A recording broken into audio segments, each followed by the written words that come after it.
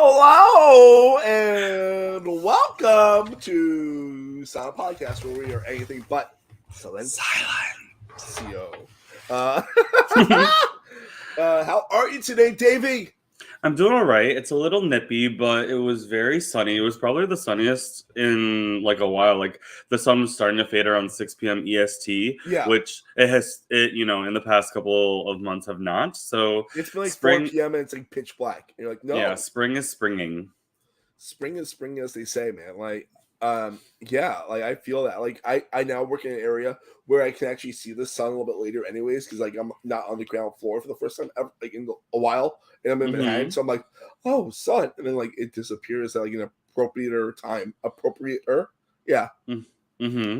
Wow. Wait, what floor is what floor are you on now? It's 6, but it's in Times Square. I'm like not off the ground at all. But yeah, I am so excited about today's episode. This is gonna be a good one. It's gonna be really good. This is going to be a good one. It is going to be a good one. Like, it's just gonna be 3 goofy goofs that get along, goofing about Survivor New York, Bannerman Island, which is what we're here for. In case you don't know. Wait, I have a question for you. What's up? Who the fuck are you calling a goofy goof? Myself, my ego, and my ultra ego. I'm just joking. I am kind of a goofy goof, to be honest. You really are. You hide it somewhat well. Yeah. But also, for those watching, I am fighting a cold right now. If you see me mute and I look like I'm coughing, I am coughing.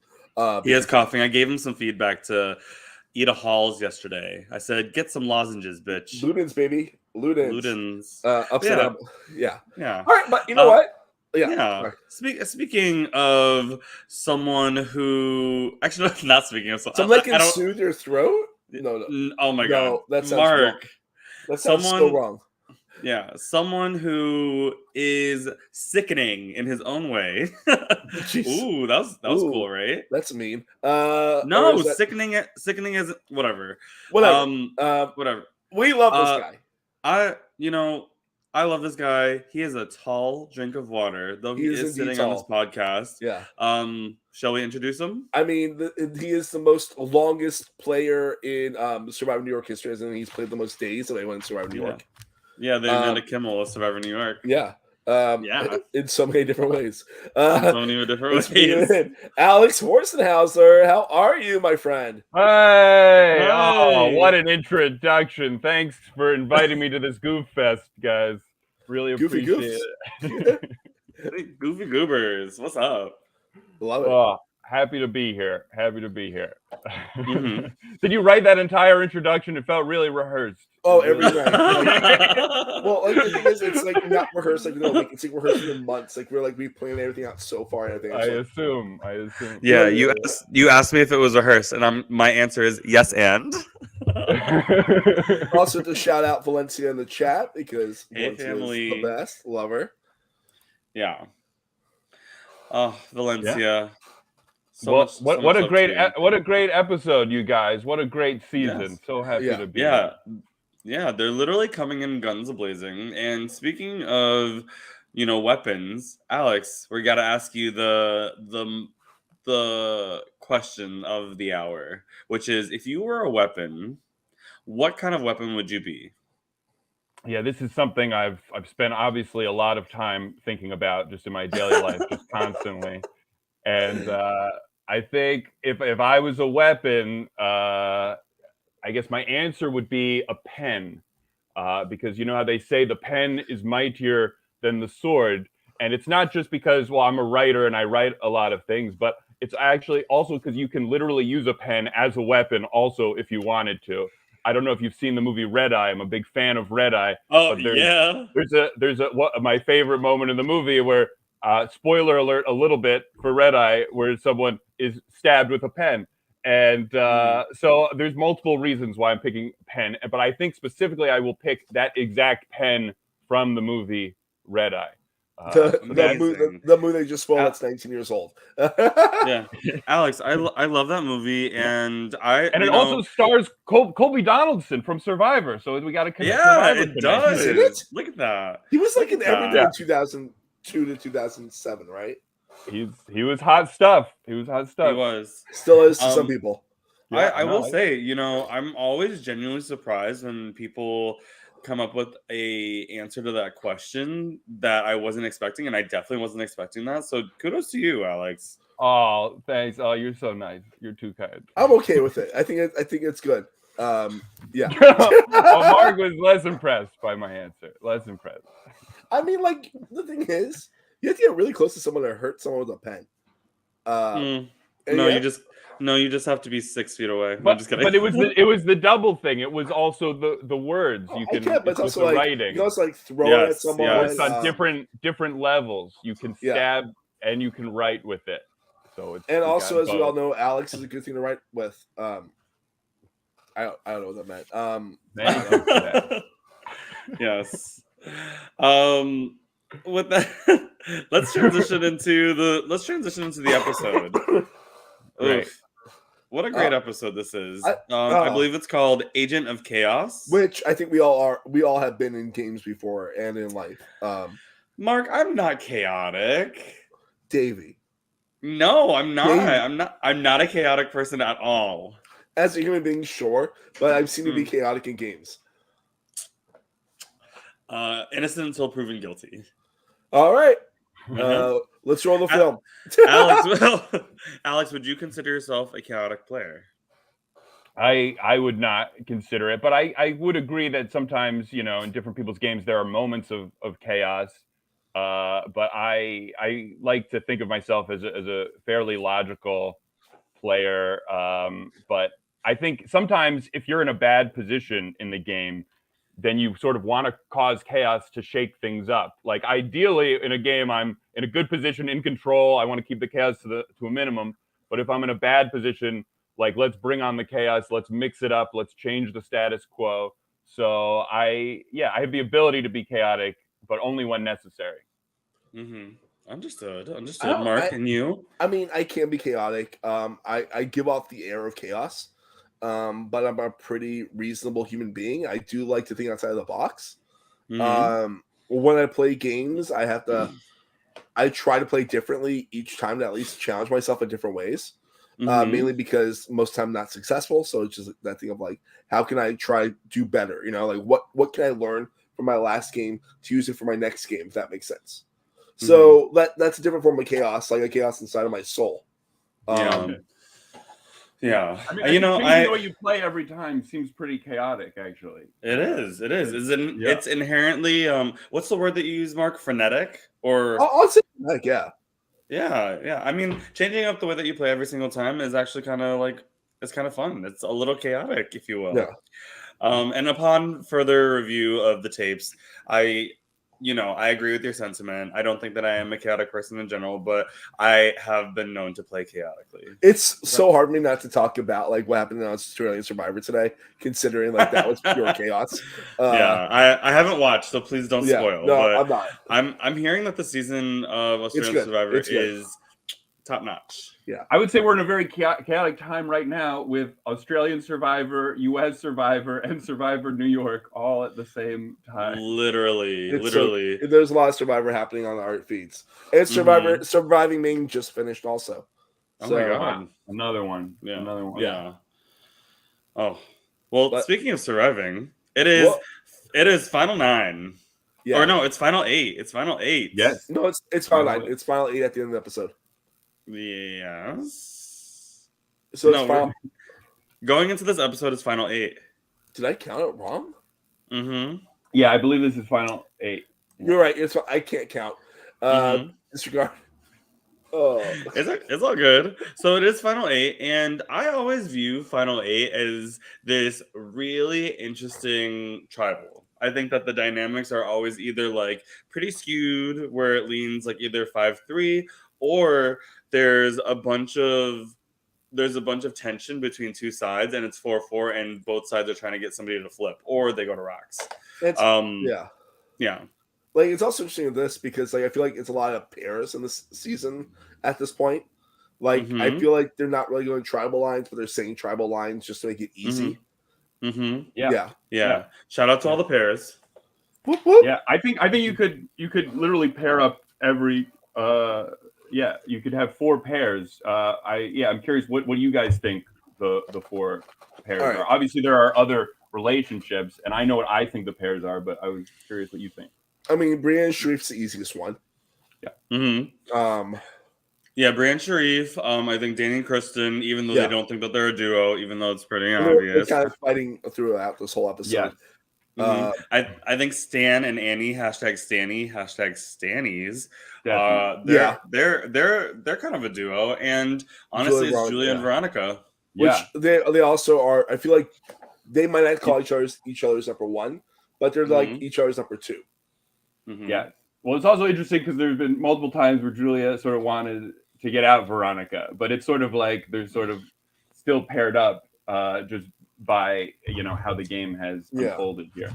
And so it's very interesting. But yeah, I would agree with those pairs. And obviously there's other relationships, but those seem like the main pairs.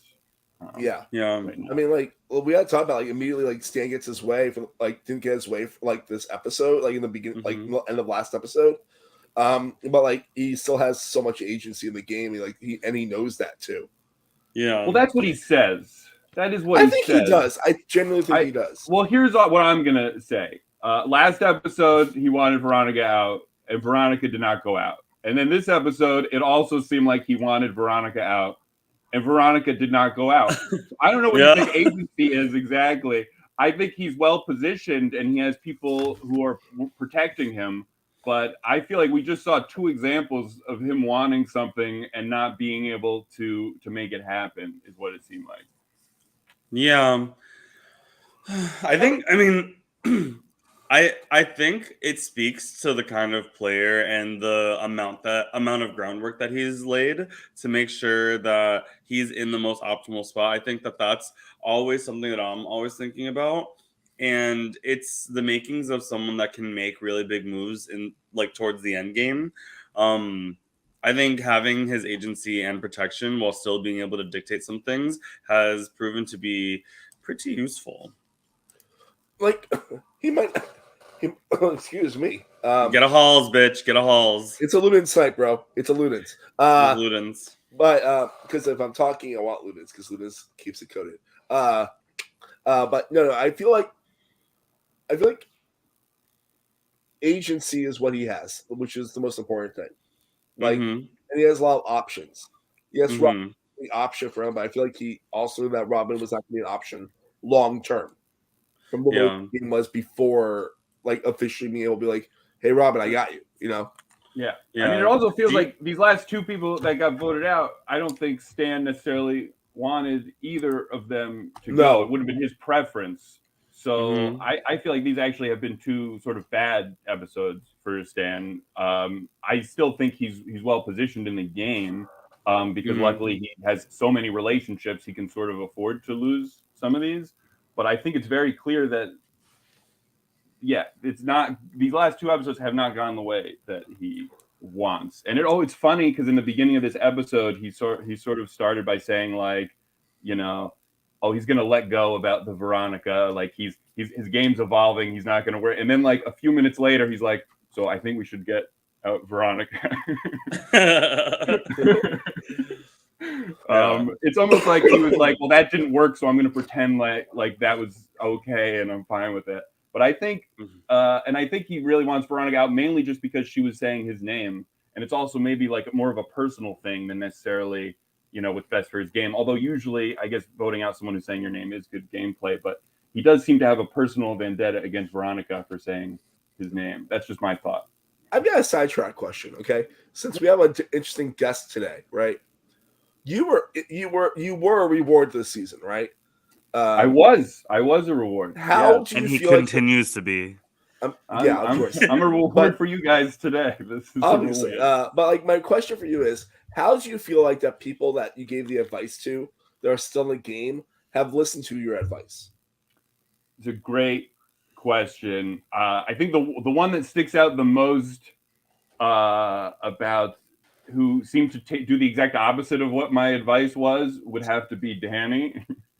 How I'm telling him to sort of, like, not not make the target so big on you. Yeah. And then what does he do? But sort of he's pretending to find an idol in front of people. And literally I hand in don't pocket. understand that. Like he's literally pretending to grab an idol and put it in his pocket, like in front of people so people can see it.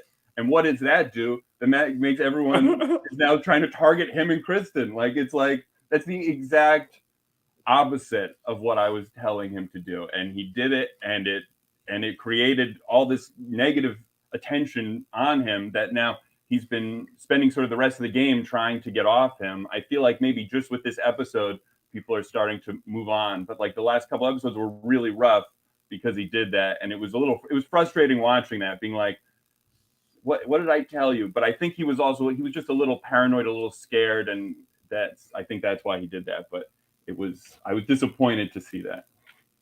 Yeah. I think it's so funny because it's like that trope where you try to tell like a henchman or like you try to tell someone a really good piece of advice and they're like, yeah, I got it. And then they just like go and do the opposite thing. Like that's pretty much what I viewed. And I don't know. I think maybe when like that kind of glimpse when Stan lost a little bit of control last round and he heard his name. That's kind of how I viewed. That's literally what I viewed Danny doing, and then he didn't know how to like unspiral. I think he's just been spiraling for 4 episodes. Yeah. No, I think you're right. I think that's a great comparison. And then what's interesting, I would also say someone who I wouldn't necessarily say I gave her a lot of advice, but Kristen, I've been really happy to see how Kristen's been playing. And it's not necessarily that I gave her a lot of advice, but I think we had a really good talk, and I feel like she was sort of spiraling a little bit when I was talking to her about sort of the direction her game was going. It wasn't necessarily going the way that she wanted. She was upset that people found out about the idol, and it was more just about her, calming down, and she knew what she had to do. Like the advice I would have given her, I feel like she was already saying that she knows she has to do this, but she was just more looking for reassurance.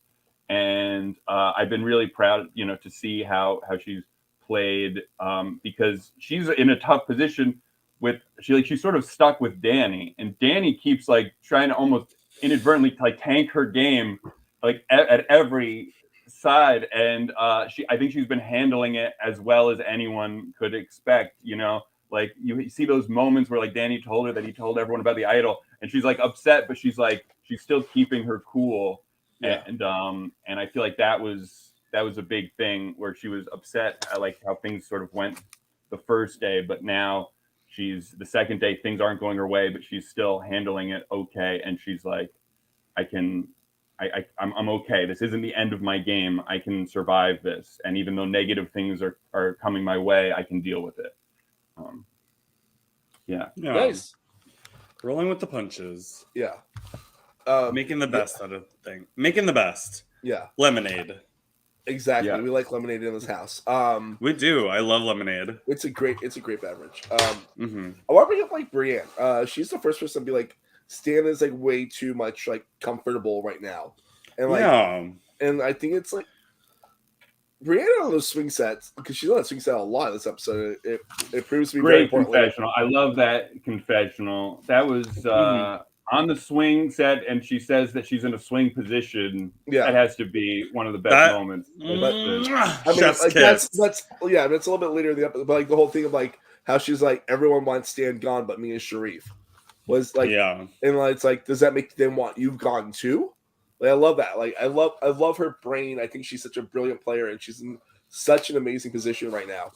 I think she's really well positioned, and I think she knows it, and she's doing a good job of not really rocking the boat. If you notice, she's in so many conversations, but mostly what she's doing in the conversations is she's just like nodding. Yeah, she just nods. Yeah, and I just love her reads and her ability to observe, because after getting her footing, after working her ass off to not be the target anymore, she has really solidified herself as a contender. And I really like Brienne in in this part of the game. I love that she also threw out Stan's name and doesn't really get any recoil from it because she's not Veronica, who's been desperately trying to get Stan out, and she's doing it in the sly way that she does.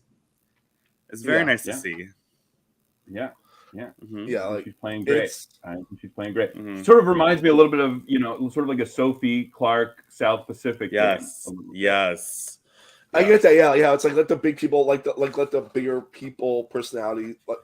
She has a big personality, but they'll let people the very extrovert personalities be that. Like let them be what they think they are. But I'll be doing what I'm going to do, and I'm going to do it better than you are. So yeah. Oof. I'm just so entertained by her. I can't wait to see what else she does the rest of the season. I'm so excited. Like I was so happy I was able to draft her. My 2 draft picks had a great episode this episode. Yeah. Who do you still have, by the way? Brienne also found an idol. Let's not forget that. I was going to say for later. Overlooked because it happened so fast. Like I love how literally no one saw an idol for app. Like and that idol is in the open. And that idol is in the open, and it's been there for a while. It's been for 3 hours of the show. Yeah, I mean it's been there for what 3 rounds. He's there since the morning. 5 hours in the game. Yeah, right. It's probably noon-ish in the game right now, right? Yeah, but the problem is everyone assumed that Danny had it because Brienne saw Danny pretend to find it. I think it's around 10 a.m. because I think they start at 7. Andy was eliminated around 7:30. Then Robin was eliminated around 8:39. So it's probably around 10 right now. All right. I mean, but still, no one's seen that very open idol, and I love how she's on the swing, just doing her thing, and and she just finds the idol. It's so great. Yeah. And then also she found the advantage at Tribal Council too. So this is a big episode for Brienne finding things. I cannot wait to find out what that is. I'm so excited. I was so happy when she found that. When she saw it, you see her face do I go for this? At first it feels like her thought is I wonder if she knew the whole time she was sitting on an idol. You know what I mean? I wonder if that's the thing. Yeah. Because Or I don't know if it's an idol. It was interesting her reaction to it because I felt like it was probably a direct result of everything that happened in episode 1 with her trying to be secretive about the idol and getting into all that trouble. And I think that she was really nervous about finding that idol at Tribal and sitting on it. And I think part of her probably wanted to keep it a secret, but she was really worried because of everything. I don't want to call it an idol because I don't know if it's an idol, and I know y'all know what it is to a certain extent. I don't, so I don't want to. I don't want to call it an idol. It's a little frustrating. That she didn't read it when she was voting, because then we could have all known that could have been maybe in the episode. That seems like that was a perfect opportunity to read it away from everyone, but yeah, I guess she was just more. She was more focused on the vote. On saving her game, keeping her game good. Yeah. I mean, fuck it, right? Chaos. I would have loved to see what would have happened. But, it's also interesting for Sharif telling her not to read it because Sharif was worried about the vote getting messed up, which actually I think it's smart because you don't know what that could be. And if it did affect the vote, who knows what could happen. So she's not in danger, to try to keep things the way that they were, keep the status quo. Yeah, I mean, it could have also been it could have if she read it. Imagine if it was you must leave Tribal Council right away and you can't vote, but you are safe. It could have really fucked up the dynamics. But exactly. Yeah, obviously. Yeah, you don't know. So I think it was a cautious but smart move, and we will see if it pays off in the end. Yeah. I do love the clusterfuck of purple because you have Stan who is in this really powerful position. He mistrusts Veronica. He's so sussed out by Julia, and he's protecting Annie. So it's very this. I just love purple's dynamics in this part of the game. Yeah, it's a very dysfunctional family. And it's been that way for a while, but it's just really fun seeing how it's like a star falling into itself, Yeah. Well, it's interesting, because there are 4 purple, and then there's 2 original green and 2 original blue, and so it's and yet purple is because it's 2 strong pairs, and then the 4 purple, and it's just chaos with the. The thing is, again, I don't think, especially after the last episode, I don't think Kristen really wants to vote with. I think Kristen's more in that situation where she has to vote with Danny than she wants to play. She doesn't have to, but she should. Yeah, it makes sense at this point to stay with Danny, even though he doesn't seem like the best ally. He's doing stuff without telling her, and it seems like a really hard. Like even when he revealed about the nullifier without telling her, and then what he also did was not only did he reveal it, then he said that he told Kristen. And then when they confront Kristen's like, he didn't tell me that. And it's like they're not on the same page. And like Danny's doing stuff without talking to her, and now it's hurting her because she's not ready for this. And it's like you could even see the moment he just made this decision. He's just like, okay, I'm just gonna tell you guys. Like that's not an ally that I would want on Survivor who's just doing whatever they want, and it's having a negative effect on me, and that's sort of what he's doing with Kristen. Kristen's trying to deal with it, is what it feels like. She's real. I mean, she's also really good, as we've seen in the last couple of rounds, of doing damage control. She's very adept and perceptive, and I just love Kristen, and I'm gonna put a pin in it because she deserves a whole like pump up in this upcoming episode. I want to talk about how Danny tries to make an alliance with Veronica. Like he tries and I think it latches on because they both need new allies. Yeah, if that makes sense. Yeah, they do. Yeah, they do. I always find the replenishing or the connecting to another player this late in the game as an ally to be so fun to watch, because you never really know what you can do with someone that you haven't really worked with, but commonalities are always something that comes into play whenever you want to align with someone, and it just goes to show that you don't need to be super close to somebody to make a move. Sure. Yeah. No, I love that moment, and I think they're both. It's like if your interests can align, if you both sort of aren't maybe in the position you want to be, and you would like to be in a better position, sometimes it makes sense to come together. I think that's a great conversation, and I thought that has potential, but it's also those are hard to trust sometimes. Those relationships that sort of like, because even if it is in their best interest, I don't know how much trust there is between them. Yeah, I also think it's like pretty fascinating. Like coming up, like with Stan, like when he corners Kristen, he's like, you messed up everything. She's like, no, I didn't. I would have played my idol for Robin if I was like clued in. I'm like, oh my god, that's fucking like. I love seeing her. Like, I love her. I don't want to say tenacity, but like watching her play is just like fucking amazing. Ooh, I love that tenacity. Is that the right word you would say? Like, I mean, sure. Who are you referring to again? Kristen, You're referring to Kristen.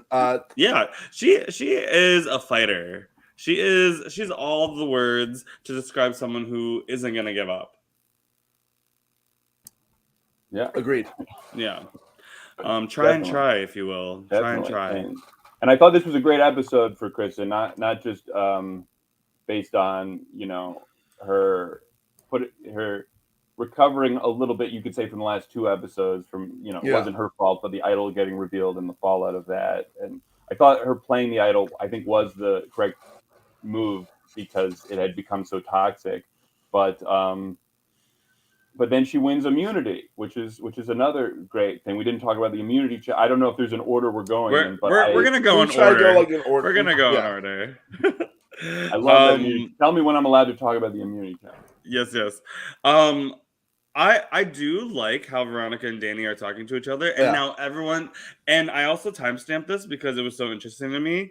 Everyone is confused why Julia didn't play the idol. Stan's confused. Annie's confused. Veronica's like, like you're supposed to be close with me. Why didn't you play it? Yeah. And Danny's also feeling that way. Julia was not seen in the episode until 7 minutes and 39 seconds. That's a whole 7.5 minutes where we don't see why or what or how she's dealing with the aftermath. It's very interesting. Yeah. We have a message in the chat. That's important. Team Kristen. Yeah. Team Chris. What were you saying, Alex? I'm sorry. Well, no. I was just thinking about the fallout of that. It seems like there was a lot of confusion, not just like why Julia didn't play the idol, but of what even happened and what Julia was trying to accomplish. And I don't know. Did you talk about last week of what she was trying to do? Are you aware? We didn't really touch it because Robin told me pretty much what was the actual plan. Mm-hmm. And I wanted to save it for their exit interview because it's more their story, you know. Mm-hmm. Yeah. I think. I mean, I thought it was clear in the episode, but yeah. Based on the evidence in this episode, it seems that Julia was trying to motion to Kristen like play it on Robin, but Kristen was more precautious and was like, "I'm just gonna play it for myself." And at that point, Julia was like, "Well, I either have to show my cards or like, or force someone to go home, and so I'd rather just choose the third or the fourth worst option and not play it and tell everybody that she has an idol, which everybody kind of knew. So I don't know. Yeah, no, it's really complicated, but clearly she voted for Danny, which we saw that she voted for Danny, even though in the beginning of this episode people were confused at who she voted for, what she was trying to do. But it seems very clear, I think, on the episode is that her hope was for Kristen to play the idol on Robin, and then she was going to play the idol on Veronica and try to eliminate Danny with her one vote. Mm-hmm.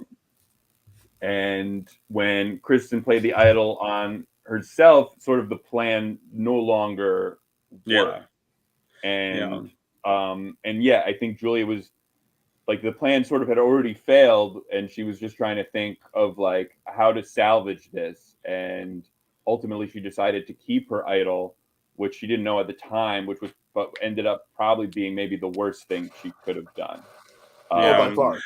Because the idol nullifier was still in play, and then also she sort of comes across maybe not as loyal to, like, she might not even known who. I don't think she did know exactly who the votes were going to fall on, Robin or Veronica, but by her sort of not playing the idol on either of them, it's sort of, you could almost see it as a level of like betrayal of like she's not picking one of them and saying that she wants them to stay. So it's not a great look, and I feel like she sort of ended with like the worst possible case scenario from that whole. And to so decided too. Also, I think the inability to choose or the inability to make the most optimal move is what hurts a lot of players. Like, I think it's all about timing and it's all about numbers, and I personally think that Kristen like inched to the podium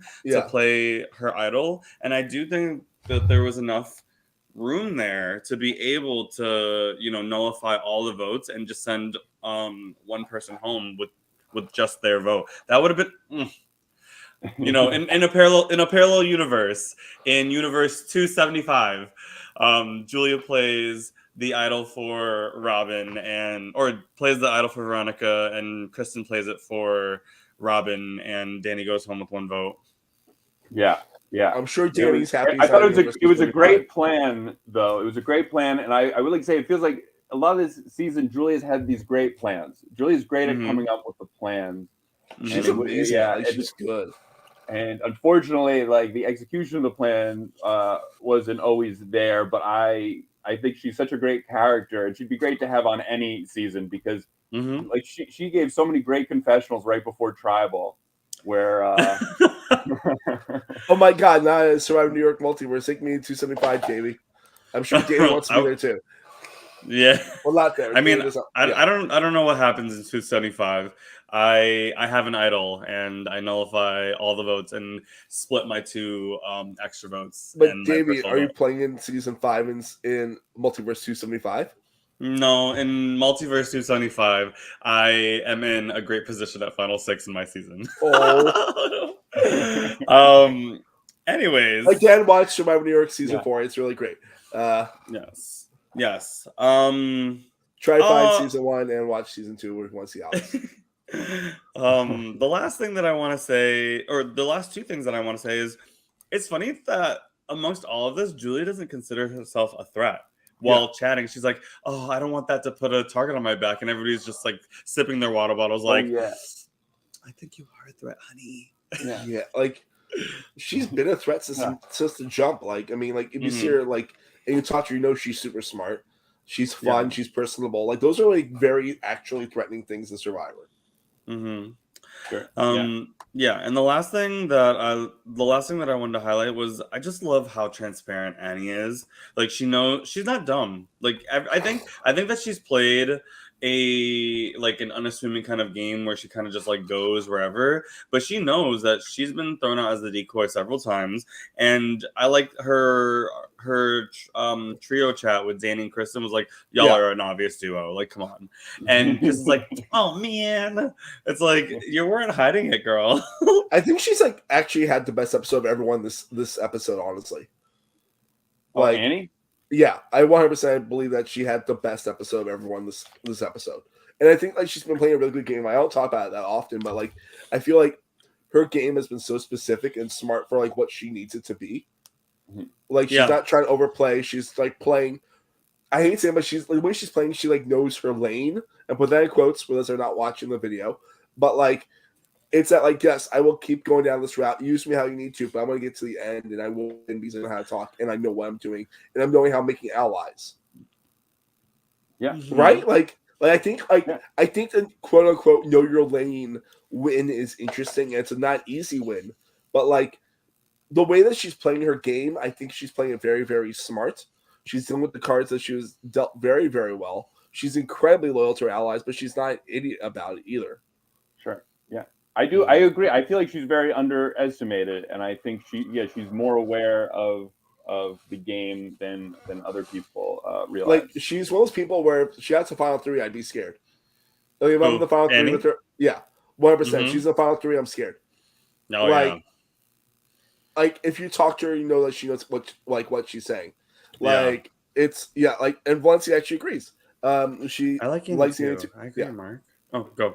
Oh, I agree, Mark. I really pay attention to this past. But it's just that thing of like, you can't, like, the way it is, you can't ignore her game, and like, it's very much giving me like potential of like possible winner vibes.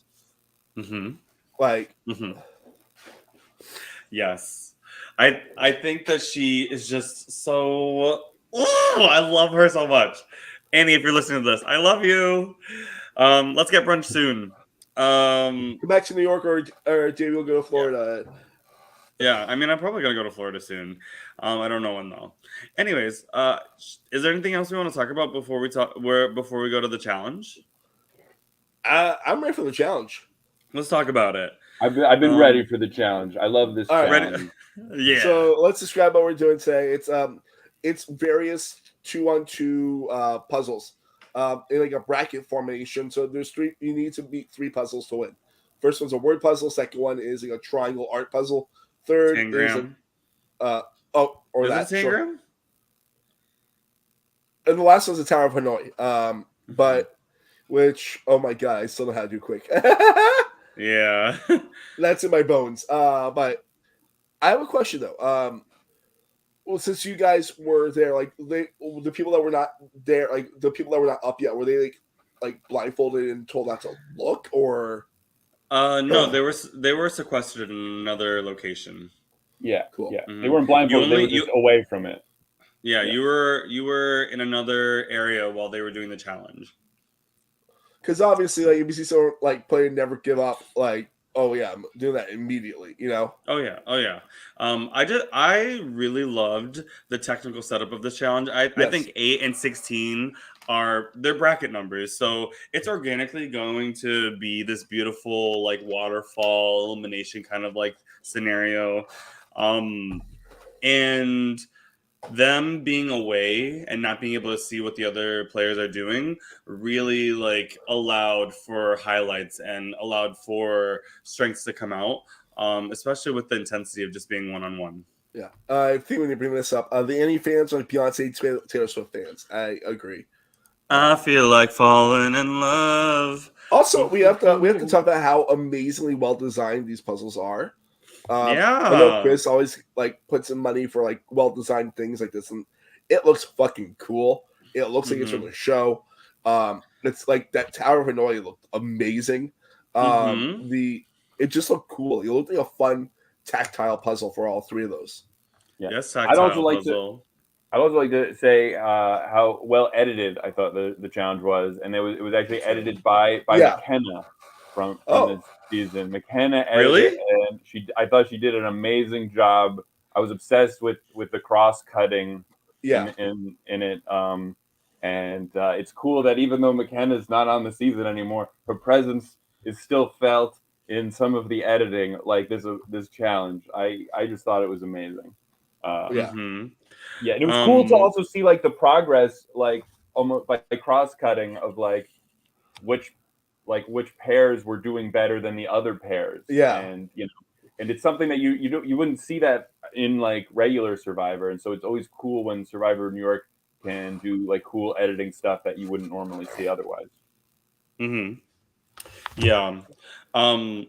Which part of this challenge would you have excelled in the most?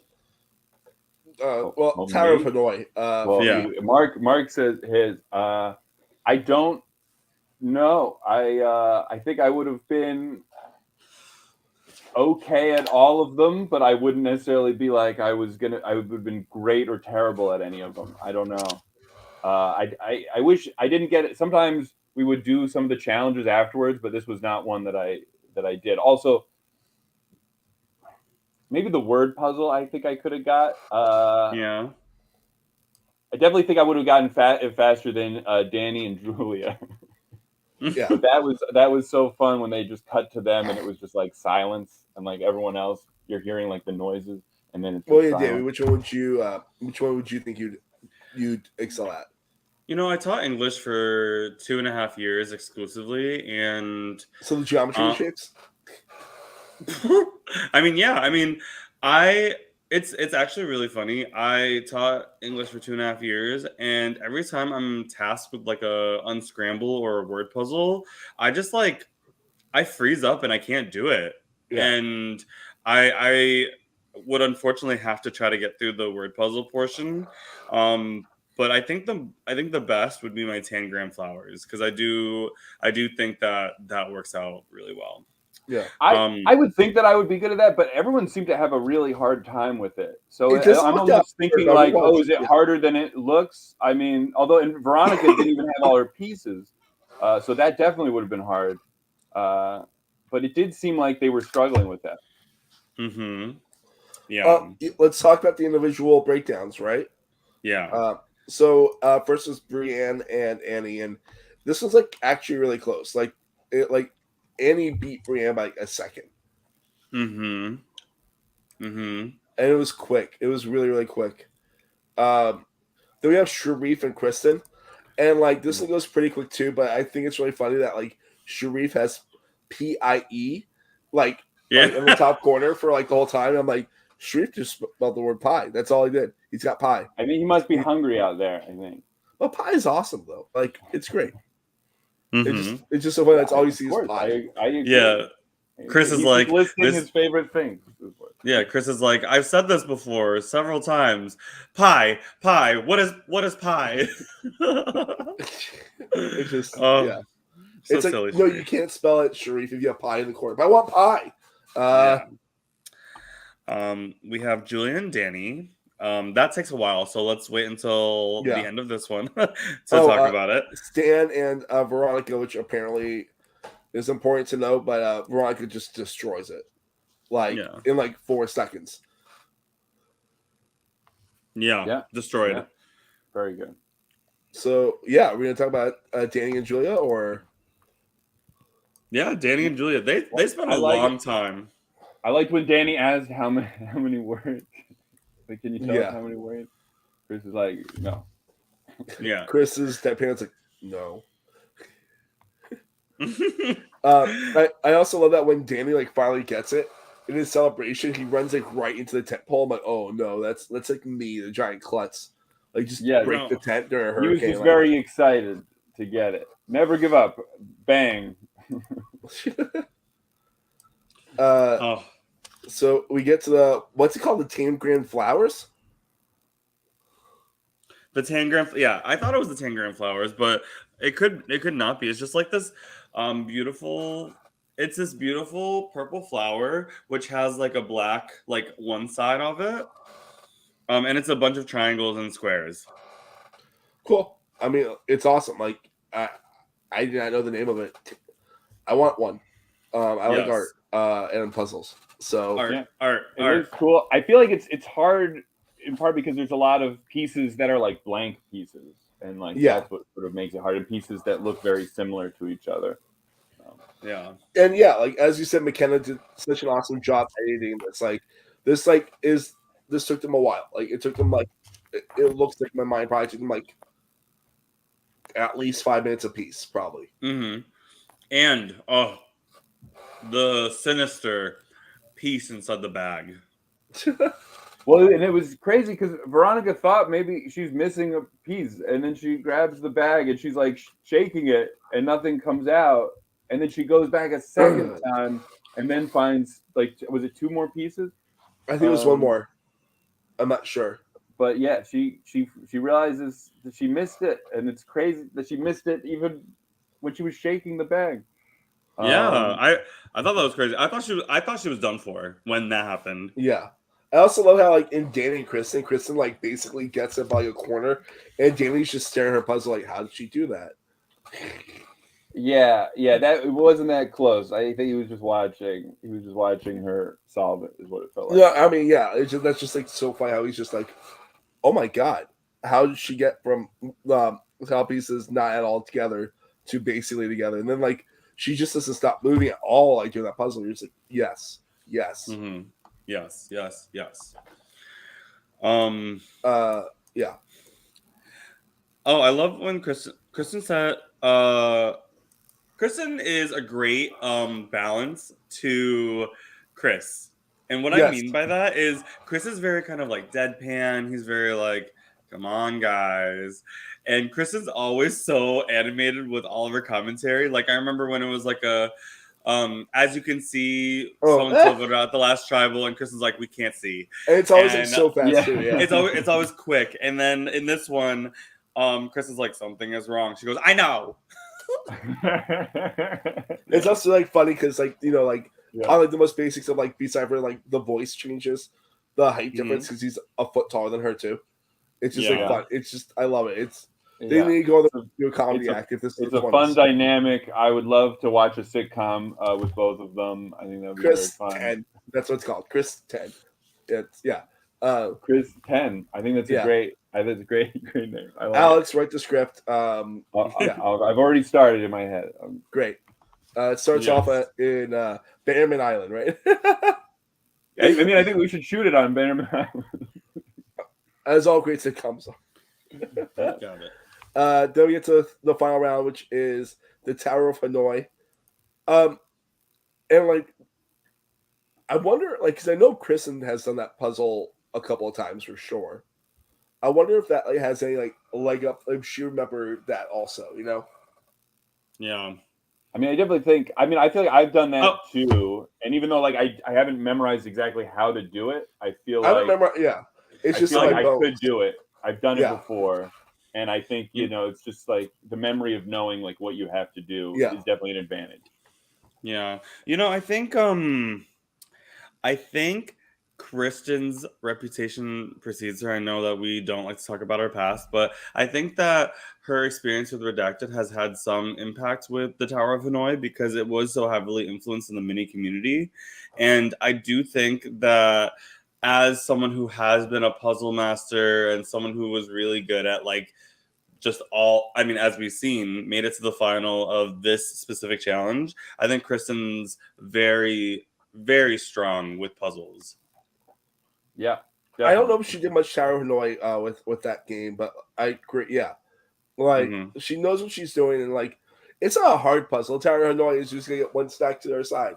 The hardest. Just that. Yeah. I'm just kidding. Okay, in theory, Tower of Hanoi is so hard for people that don't know how to do it. Fair. Yeah. It's very hard. I mean, that's what Sarah from the challenge. I know this is like Survivor, but Sarah from the challenge, she was talking a big game during Rivals and ended up losing on the Tower of Hanoi puzzle, which was crazy. I mean, yeah, if you've never done before or seen it done, it's tricky. But like once you realize how it is done, it's not easy, but I don't know. Yeah. I mean, you could be good at puzzles, but still have like some blind spots when it comes to certain puzzles. And I'm not saying Veronica was bad at it or anything. It's just like, it's a good puzzle. No, it was a very good puzzle. Yeah. No, and Kristen did a great job. I'd also like to add that I thought she did a great job in. You were just mentioning the blindfold challenge, because she was one of the people that I think came in to help after it took a long time, and she helped to complete that puzzle. Yeah. So she's been good on puzzles this season. Yeah, she is a sleeper. I think that people just underestimate her because she's small in stature and just so unassuming. Yeah, I just have such a soft spot for Kristen. She's great, and I can't wait to see Chris 10 on the show. Chris 10 on the Alex Forstenhausler. Wednesdays on Wednesday nights on CBS after Survivor. Yeah. All right. So shout out to Kristen. Beautiful to see Kristen's second win. I think that her confessional afterwards was really nice. She wants agency. She says this beautiful anecdote about it's not what happens in the beginning, but it's about making moves in the end game. Something along those lines. And I just thought it was so beautiful. Yeah, it was so sweet. It's a great moment, and I think it's optimistic, and I think it's also her saying that is like because there have been definitely parts of the game that were sort of out of her control where things happen that they weren't what she wanted to happen, and it's sort of also her sort of coming to terms with that and looking forward instead of focusing on like any negative parts of the game or things, like with the idol and everything. Yeah. Yes. We also get Emilio also stands through the challenge, but like I guess he did 'cause he didn't move, but like that challenge was over quick anyways. Do you think he would have beat Veronica? I don't know, probably not. But the thing that really confused me about his confession, I think he didn't understand the advantage that he had.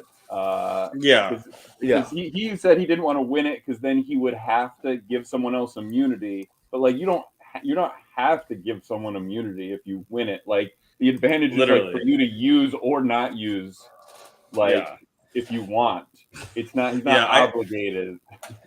I think he didn't throw it. I think he just didn't want to admit that Veronica beat him.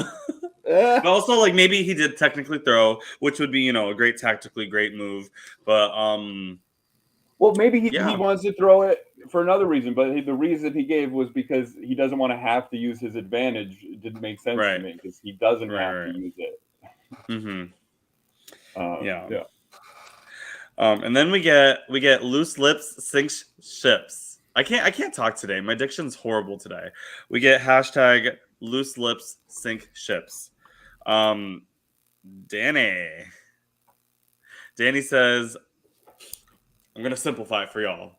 And then I think honestly, like Sharif has a heart attack. He's like, oh wow, fuck. Like he's so enthralled by the news. Like also like the music sting that happens too. It's like, let me break down for you. I can't know fire. I want a god. It is a fun moment, and the music makes it more intense for sure.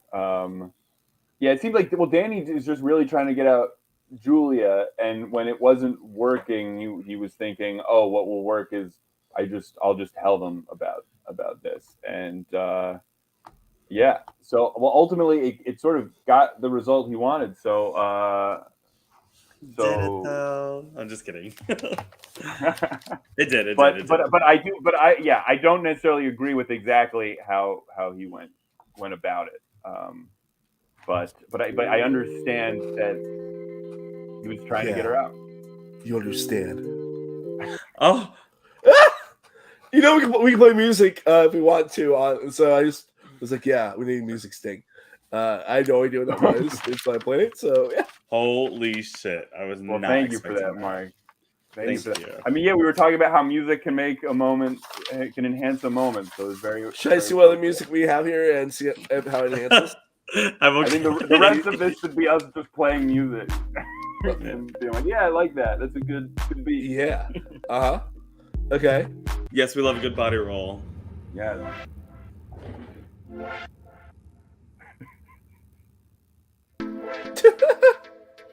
Oh. Okay, we're gonna stop with this. Stop. I don't want to be in the club mentality right now. I gotta be in focused mentality for school. You know I love a good party. That's right. Okay. So now we're getting to two really interesting scenes. I find it funny that Stan talked about Danny getting his way. Woo!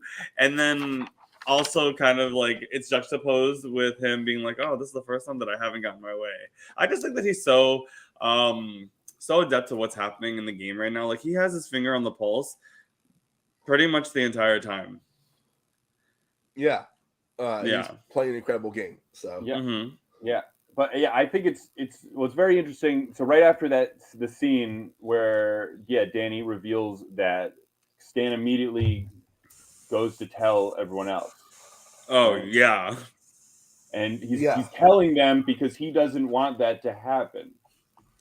That was my understanding of it. The thing is, like, once it's out there, it's hard for it to not happen. Yeah. Well, yeah. Like, but Stan was trying to make it not happen, and he goes and reveals the plan. Was it to Julia and Kristen and Annie? I think. But before that, Stan makes a really funny impersonation of Danny. That's like, oh yeah, like. Oh yeah, that's what I was talking about. I was like, so he's just so good. But I do agree with what you were about to say about Kristen, Annie, and Julia. Like, I think that it's interesting that, like, Annie obviously feels really betrayed by Veronica, and she's in this position where she can kind of gain some trust with Kristen. I mean, they haven't really voted for each other, and they will continue to not vote for each other. Yeah. And then we have Julia, who, you know, Annie kind of has to make a decision, like, what's happening right now? Like, are you with me or are you not? Yeah, well, Annie definitely, I feel like, feels betrayed by everything that happened with Julia at the last tribal council, and it's sort of like, you know, it's sort of the problem of when you have people that you're working with, and then you do a big move that you don't fill them in on. They're suddenly left feeling like, wait, are we actually that close? Like, you know, and I think that's what happened. And I think after Julia's big moment at tribal council, that a lot of people she was working with didn't know what she was doing. They sort of, even though she wasn't trying to betray them or trying to get them out, they felt betrayed by it. And I think that's what puts Julia in a very vulnerable position this episode. Yeah. I mean, she can only take so much. Veronica literally has dragged her name through the mud. I think that's the phrase. Like, Veronica is just so direct that she doesn't really care about how it's going to impact Annie. Oh, it's the sandwich guy. That's what Isaiah is saying. That's me. That's me. I'm the sandwich guy. You're the sandwich guy. I'm the sandwich. That's what people call me now. Yeah. What's your favorite sandwich, Alex? Well, I've actually got made. I like a classic turkey sub. It's not that interesting, and that's what I was delivering to the survivors was the turkey sub. But I've been made fun of for that order because it's not the most exciting. But I like all kinds of sandwiches. Did you make the sandwich? I didn't make it, but I did put the advantage in the sub that Robin ate. So I made that one. I guess. Alex, for someone who likes all sandwiches, the fact that you chose turkey makes me go, oh. No, I know. That's why I was saying. I mean, I could just make. Well, I like other sandwiches too. All right, so I'll give you a what? Buffalo chicken sandwich. I'm a big fan of. Do it right now while on the podcast. Yum. Make a sandwich Buffalo right chicken. Mark, what's your favorite type of sandwich? If you were a sandwich, what sandwich would you be? Okay, I'll make I know exactly. That's different. That's a different question. What's your favorite sandwich, and what sandwich are you? That's Okay, so my favorite sandwich is the wreck from Potbelly. Okay. Which is like salami. I love that. Yeah. It's a good sandwich. It's shockingly light considering it's got turkey in it, which puts you to sleep. Like Alex. My favorite sandwich is a cheeseburger club on white with avocado. And if I was to be a sandwich, I would be a banh mi. Oh. I'd be Good answer. I love sandwiches. Your answer, you guys are so prepared with these sandwich answers. Right. So if I was a sandwich, I'd be like a baked egg and cheese, but with like French toast as bread. Oh, I like it. With a little syrup inside. So you're like, I like it. That's a goofy sandwich, I would say. We got a banh mi, we got a French toast, bacon, egg, and cheese, and we got a turkey sandwich. Cheers. And Isaiah being the baby bird that he is. Look at what I've done. That's what you've done. It's okay. I think as hosts we have had like questions ready, and we're ready to be asked questions. So that's all good. Excuse me. Yeah, no, it's a live show. It's the kind of content you want when you have the sandwich guy as the guest. Yes. What were we talking about before? We were talking about Annie being tired of Veronica making her a decoy, but also now we have Danny talking about building a resume. He's like, oh, I'm definitely gonna build a resume. Which I feel like he stole from Alex, right? Like, because Alex is like, calm down, build your resume, be smart. And he's like, I'm gonna destroy everything, but build a resume. Yeah, which is so funny when it all comes crashing down when Kristen tells Danny that Stan told everyone about the nullifier, and he's like, oh my god, I'm the worst, I suck at this game. And Kristen's just like patting his back like, it's okay, you big mouth bitch. And I just think it's karma. It's cosmic karma for all the things that he's done in this game. But this is all love, Danny. I love you and the way that you're playing this game. But it is very chaotic in this spiral and tornado that is Bannerman Island. Yeah, but it's also interesting that well, Danny's like, oh, I'm bad at this game, but he's not like, oh, I can't believe Stan just betrayed the plan. Like, it's weird how, like, it almost feels like Stan gets away with that a little bit. Like, people aren't like, oh, wait, Stan just did this. And it's not a good look for Stan, but I feel like that sort of gets overlooked a little bit because the reason why Stan told the plan is because he wants to do his own plan. And he wants to be the man. Stan the man with the plan. Stan the man with the plan. Yeah. And not Dan.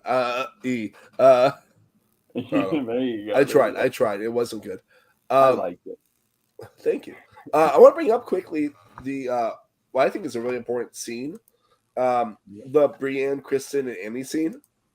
Great scene. Kristen and Annie scene. They like basically formalized a final three.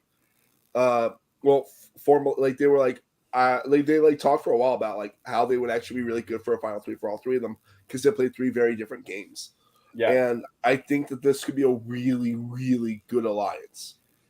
I agree. And it reminded me of a confession that Kristen gave during the Merge episode where she was talking about, worried about going to the end with one of the big guys and worrying about them maybe taking credit for some of the things that she has done and how maybe she would be better off going with players who are maybe more similar to her. And she thinks that like she'll have a better shot against those types of players up against a jury. And so it was interesting to see that now that's something that could be happening that started with that early confessional.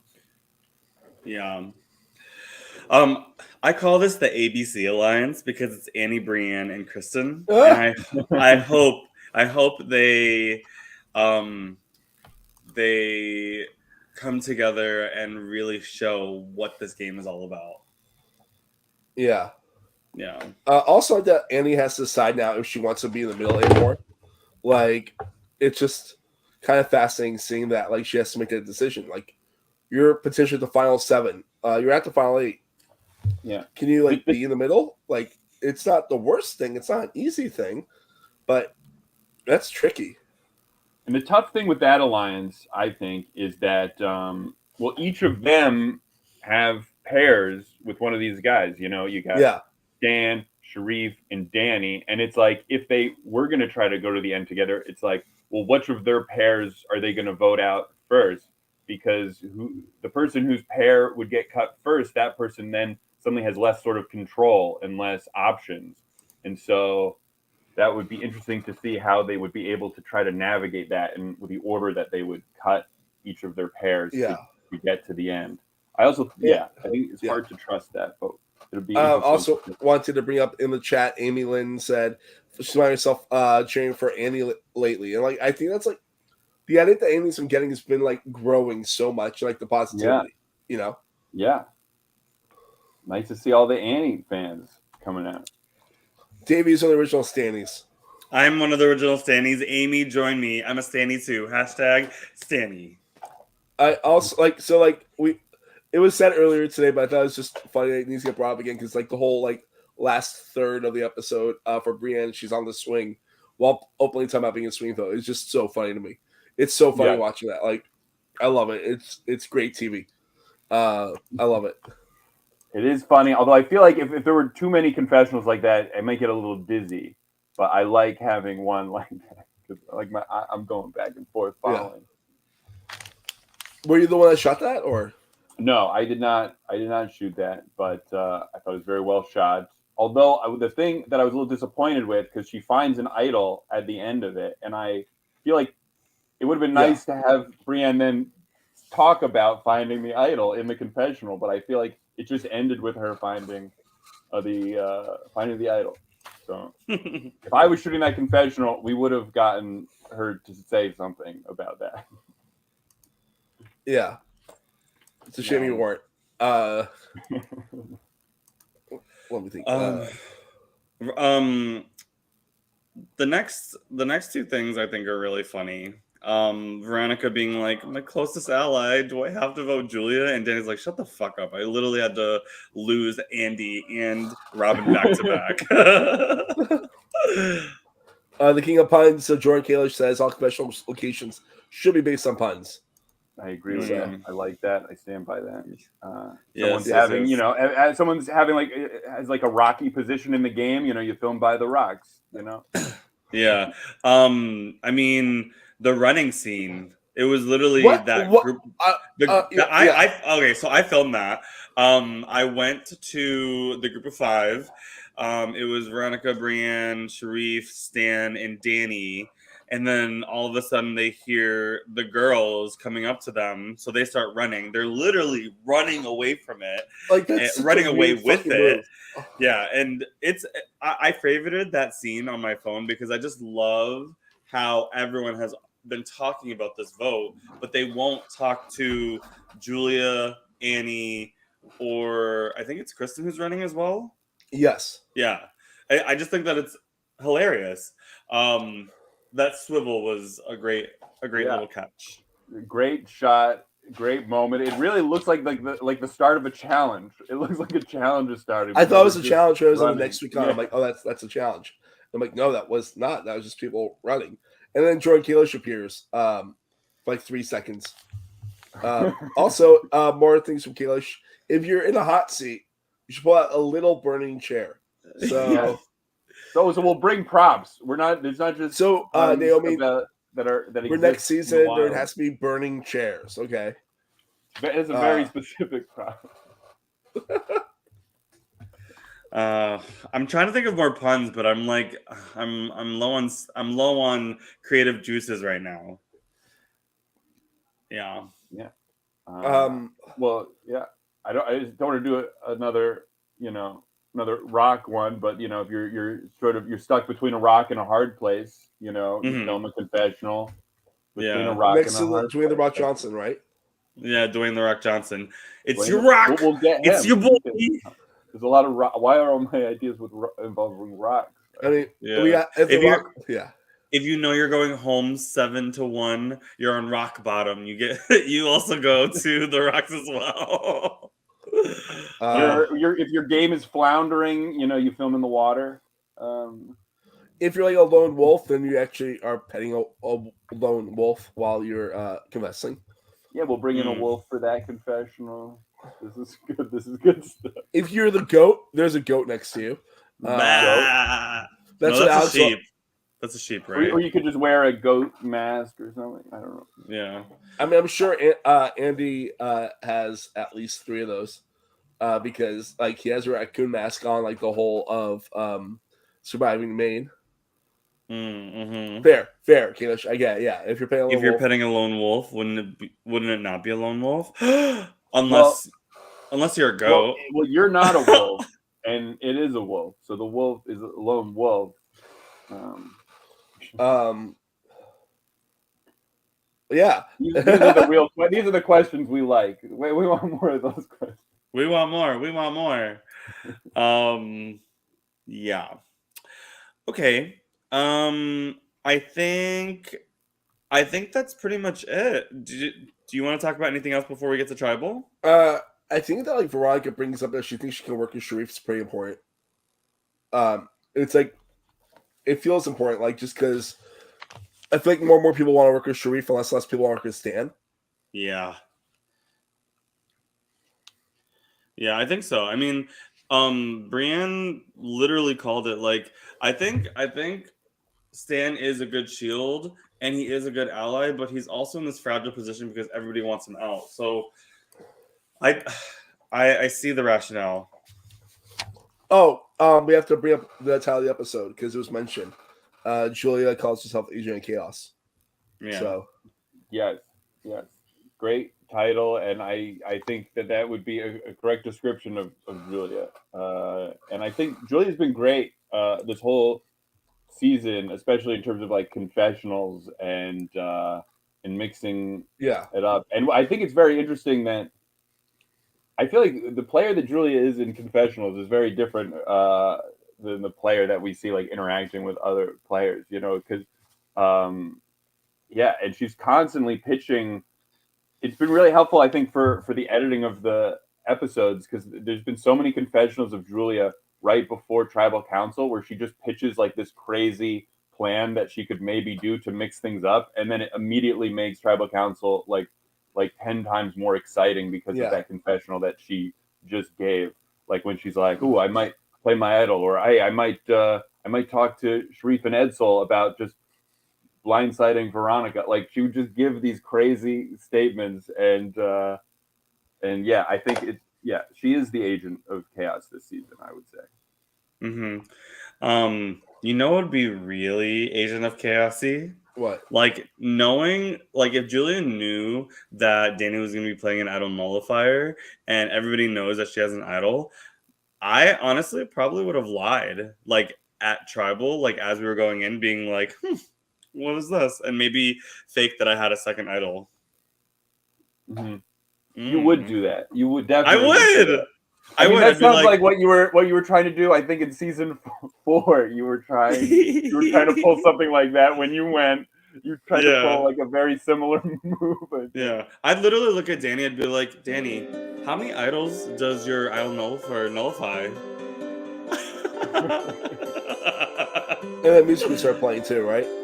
Yes. Stop that. Maybe different music. Oh, sorry. Dance pop. Oh, this is dance pop. Oh, I thought you were gonna say it again. Okay. No. Oh, you want me to do it again? Yeah. So get ready. Once your music starts, say it.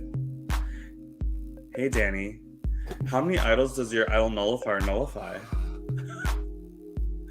Hot. I mean, that's like the beginning of a love story. I don't know. No, I think that's interesting because Julia's in such a tough position here now because she has an idol, but there's an idol nullifier. But I also think that some people thought that maybe Danny, and I feel like I would think this too, that Danny's maybe bluffing about still having the idol nullifier because it's almost confusing that he told everyone he had it. That almost seems like a move that you would do if you don't have it, but you want people to think that you have it potentially. So, like, yeah, I can understand her maybe thinking that she could be okay if she plays her idol. Like, she's not, I don't think she's 100% sure that there really is an idol nullifier. I mean, you have to try, like. Yeah. As long as your torch just let your son the game. So. Yeah. But there's also, if you knew for sure, it's like, yeah, you could also give your idol to someone else. Too, is but if the votes are still on you, you're fucked. Well, yeah, that would be a sacrifice thing. Yeah, I don't. She's in a really exactly. Oh, I love that. It's just tough. It's a tough position, knowing that your name's out there, huh? Yeah. Should we talk about tribal? We should talk about tribal. Yes. So we immediately see the note on the bench, and Brienne sits on top of it. I do wonder when she realized there was a note underneath her. Yeah.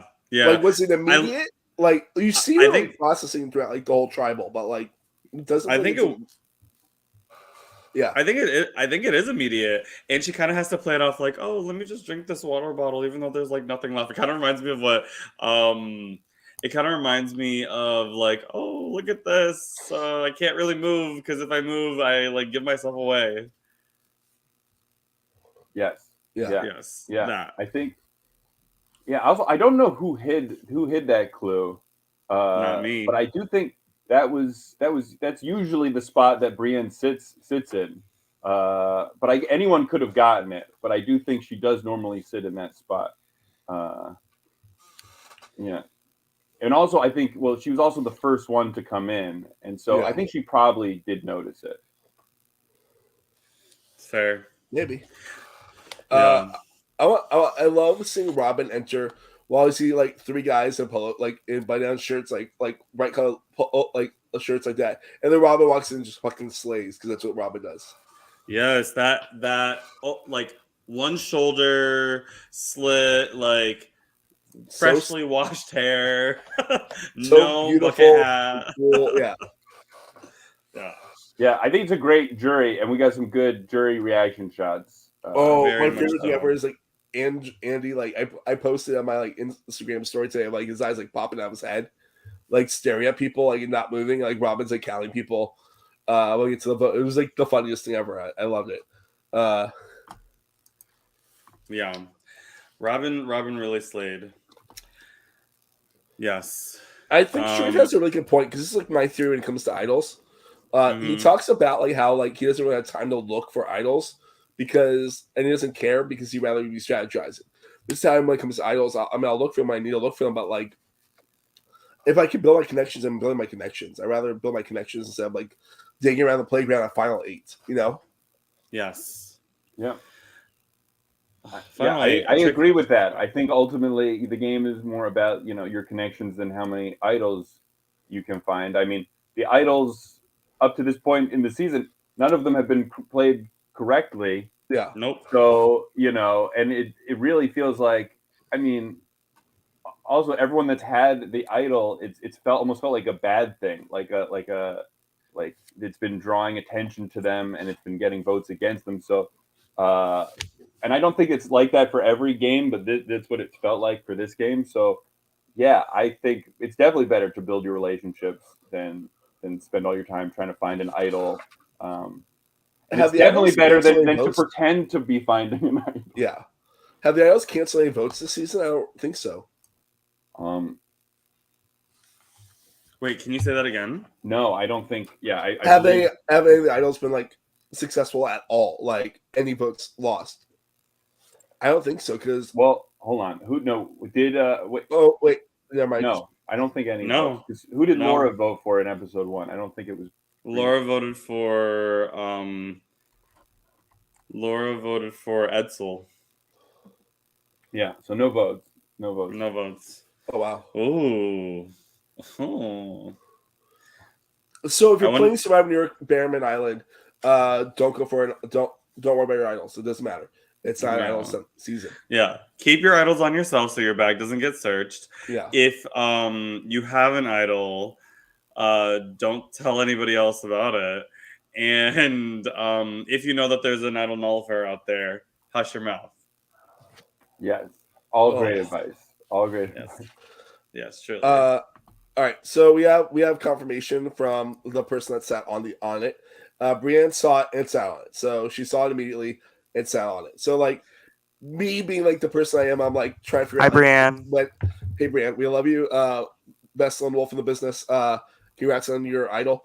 But like it was like me being who I am. I'm like, oh man, she might know she's on. She might know she's on, and then like she doesn't know she's on it. How's she gonna get it? And then like I love how she's like, can I grab this? And then like they're like, yeah, sure. And like I love how Danny's like, you can throw it in the fire also. I'm like, yeah. Well, yeah, they don't even know what it is. I think, but they're sort of afraid of it a little bit. But also I think everyone is sort of universal in like their praise for Brienne. They're like, thank you for being honest. Thank you for telling us. So that seems like a positive. Although it depends on what it is, because if it ends up being something bad, as we've seen idols, people knowing about people having idols has really put a target on people's bag. If she has 2 idols at Final 7, I will crap myself on camera. Who? Me. I will. If Brienne has 2 idols, I will not tune in for that episode. I will not be tuning in for that. It was a joke, but yeah. There's truth and humor. What? Well, I'm sorry. I caught what happened. I guess what was happening this week. I feel nothing. All right. I think we get to the most soul crushing quote I've ever heard in a Survivor game. I mean, not in a live Survivor game, I should say, because there have been some really sad moments in like actual Survivor. Julia stands up and says, "What should I do with this?" Oh my god! And she goes, like, all of my allies can't look me in the eye anymore. Somebody cut her a fucking check. Sia, where's the money? Yeah, who's the Survivor New York Sia? We need. Isn't it you, sandwich guy and Sia award? Yeah. Okay, oh I'll do it. I'll do it. But I'm not going to give him money. I'll give him a sandwich. A nice turkey sandwich. After the season's over, I'm going to decide who gets a sandwich of their choice. I kind of would love if Survivor New York Sia is actually just Sia, and she's just a big fan of all forms of Survivor. Like she chooses to give someone like Sia money no matter what. Not like the same amount of money, but like proportionate. Like I mean, like $25 or whatever. Like for an LRG. I don't know. Yeah. Well, that would be funny. Sia, I know you're watching right now. Big fan of your music. The movie music, not so much, but I think that like you're incredible, and I would love for you to watch New York. Sia, it actually should be Jordan Kalish, because every time we do, he sings Sia, and he's rich. I dance. Oh yes, so, yes. So I think Jordan should be the Sia from the chandelier. And I've seen that before. Yeah, that's our bit, and he's the Sia. Yeah, I'm mad. I've never seen it live, but I've seen the videos, and Alex is like world class dancer.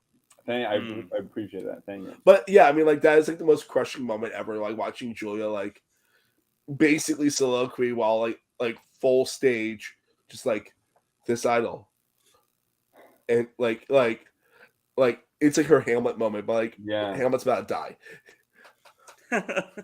Yeah, it sucks. Yeah, well, because also the question is, would she have maybe if someone was nicer to her, would she have given them her idol, or was she always going to play it? I think she's just fucked. I think she knows that, and that's why it's like, oh, is there the possibility that she could have given it to someone else who she thought was maybe in danger next? Because she's like, me playing it for myself is just getting rid of this idol. But if she knows she's going, it's like there's the possibility that you're going to leave, but give someone you want to do well in the game or you're worried about next time, give them the idol. It's a sacrifice. You're going, but I almost feel like she sort of felt so hurt by everyone, including her allies, that like. But maybe there was a chance. I don't know. Maybe there's a chance she was going to do that, but she decided to play it for herself. Here's something which is not a bad thing to do. I honestly, yeah. Well, because Danny could have been bluffing, so yeah, you don't know. Danny could have been bluffing.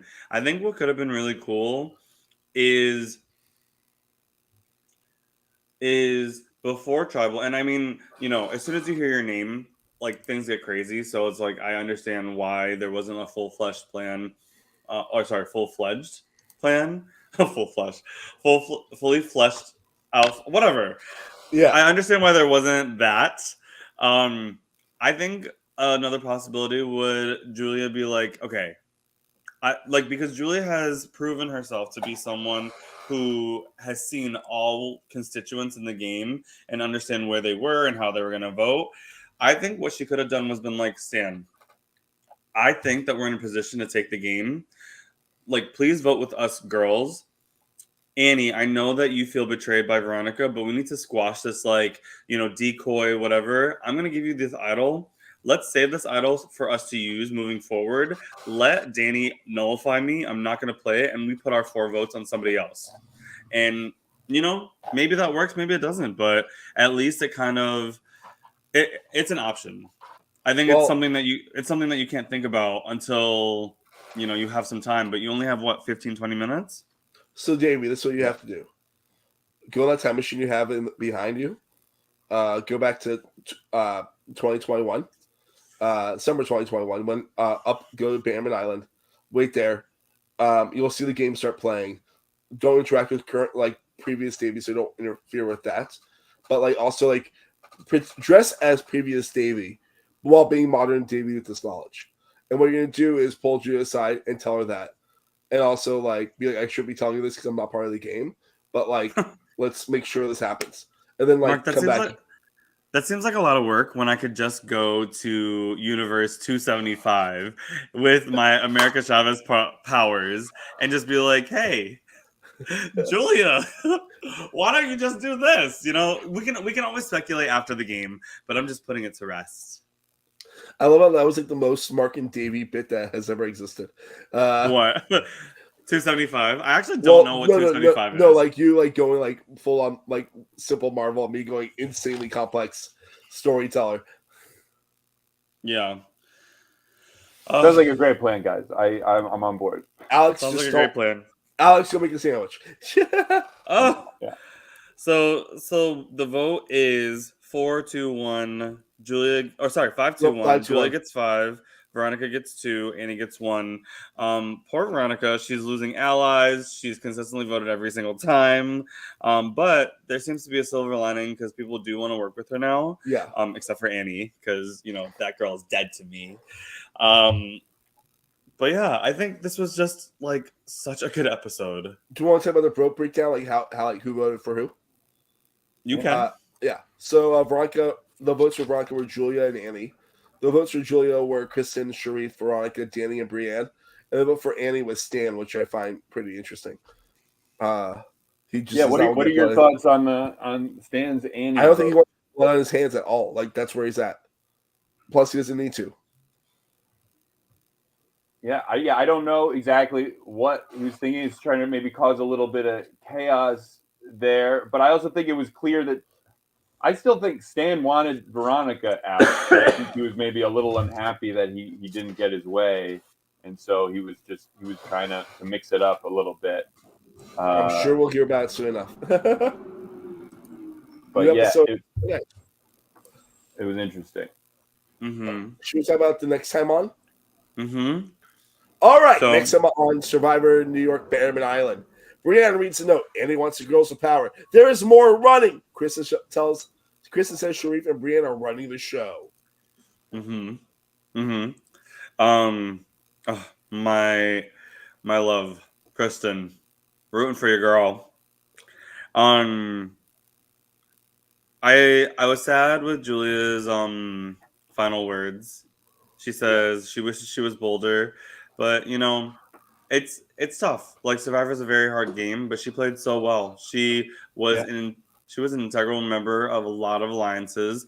She was a social threat. I think she was a strategic threat in her own way. She didn't win any challenges, or she won challenges like in the early part, but she didn't win any individual challenges. But I have so much respect for Julia and the way that she thinks and her flawless way of seeing where all the voting blocks are. I think the next time that she plays Survivor, it will be more refined, more polished, more bold. Yeah. I think like she's gonna learn from this game a lot, like kind of like how I hope Jeremy does too. Like where it's like you play a good game, but like you build on it, you know. And I think she had a really fun game. I loved her confessionals; they were incredible. She told me she was a great ally. She is a great ally to play games with. I was sad. I was so happy to see her in the cast. I also think like she played really the best she could the cards that she was dealt. And like Julia, you rule. Like I don't know anyone that was not cheering for Julia in the season. Yeah, I thought. Yeah, I would just agree with everything that you both have said. I thought Julie was a great addition to the cast. I loved her confessionals. I would also like to say that I loved a lot of her reactions to certain votes. Yeah.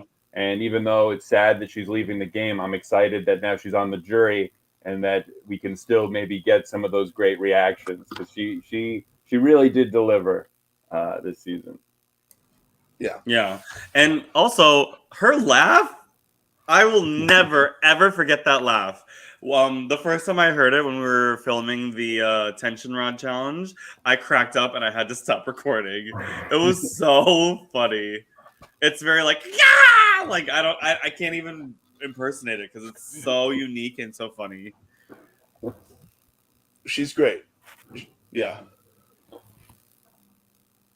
Yeah. Well, is there anything else?